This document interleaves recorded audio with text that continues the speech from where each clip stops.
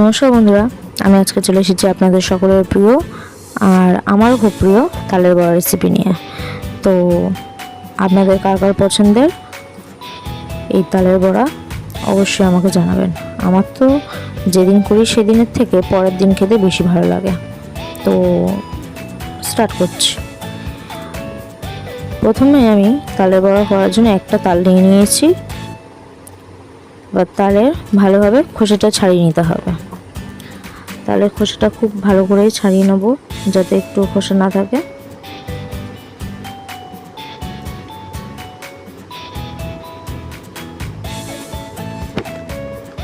তালের খোসা ছাড়ানো হয়ে গেলে তালটা খুব হালকা হাতে মেখে নিতে হবে। আমি একটু ভালোভাবে মেখে নিলাম, দিয়ে এবারে একটা ছাঁকনির সাহায্যে তালটা ভালোভাবে ছেঁকে নিতে হবে।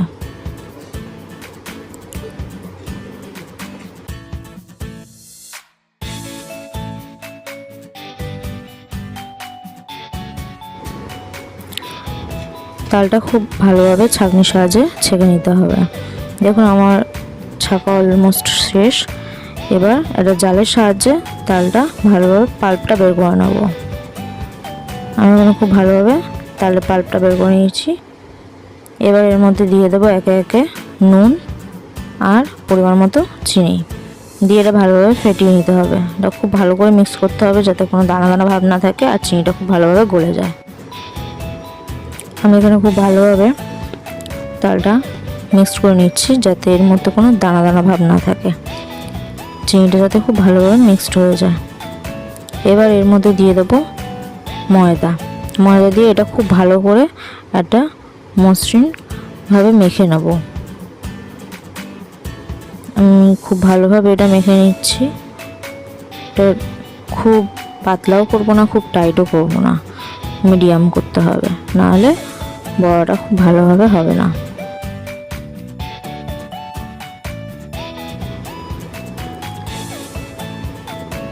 ডোটা খুব ভালো করে মেখে নেব, যত মাখবে তত ভালো হবে।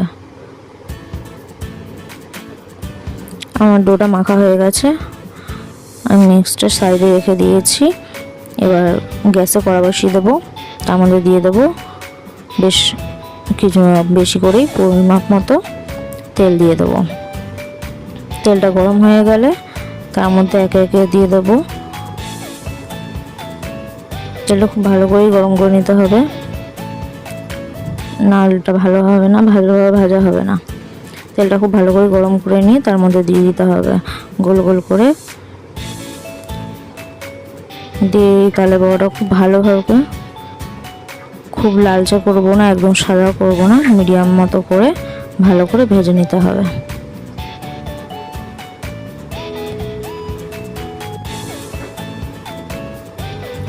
আমি এখানে একে একে পুরো কড়া জুড়ে পুরোটাই দিয়ে দিলাম।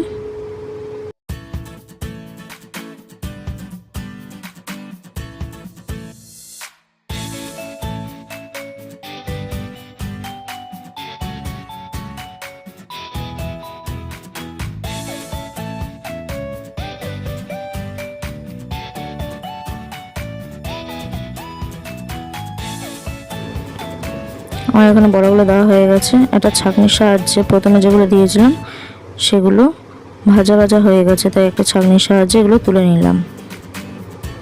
নিয়ে আর বাদ বাকি যেগুলো ছিল সেগুলো ভালোভাবে নেড়ে চেড়ে নিতে হবে, দিয়ে এপার ওপার ভালো করে ভাজা ভাজা করে নেব। দুই দিক খুব ভালোভাবে হয়ে গেলে একটা ছাঁকনির সাহায্যে তুলে নিতে হবে। এপাশ ওপাশ খুব ভালো করে ভেজে নিয়েছি, এবং লালচে লালচে হয়ে গেছে। আমি এবার একটা ছাঁকনির সাহায্যে তুলে নিচ্ছি। দেখুন খুব কড়াও করিনি, খুব কম কড়াও হয়নি, একটু লালচে লালচে মতো করে তুলে নিতে হবে। তাহলে কিছুক্ষণ পরে দেখবেন আপনা আপনি কালার চলে এসেছে। আমি আবারও কড়ার মধ্যে দিয়ে দিলাম বড়াগুলো একে একে। এরকমভাবে আমি সেমভাবে আবারও ভেজে নেব।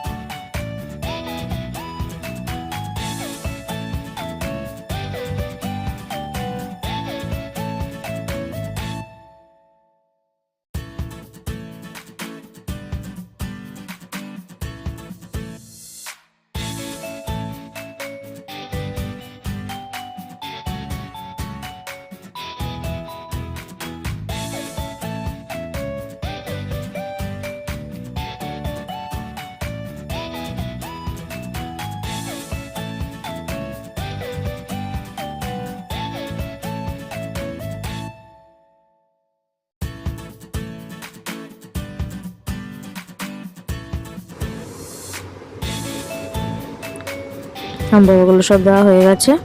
এবার এগুলো ভালো